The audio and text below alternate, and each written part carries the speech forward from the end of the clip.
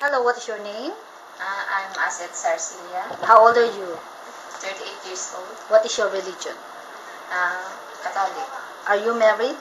Yes, Do you have kids? yes ma'am. How many kids do you have? 4 ma'am. How old are they? The eldest is 19 years old, and then 16, 13, and then 11. Okay, so how long have you been working in Hong Kong? Almost 4 years. 4 years, okay. Do you have any work experience in other countries? Don't have Okay, so how long have you been working with your current employer? 4 years ma'am. Where's your employer living in? Stanley, How many square feet of your employer's house? 4,000 square feet. How many family members there?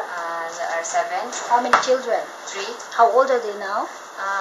The eldest is 7, and then 4, and then 9 months. Okay, so would you please describe your daily working schedule? What time you wake up in the morning? I wake up 7 o'clock, and then I start working, preparing the thing of the kids going to school, waiting in the school until finish the school, and then we are 4 in the house. Okay. We are 4 helper, and then sharing the work. And then I finish my work 9 o'clock. 9 o'clock. Okay, thank you so much.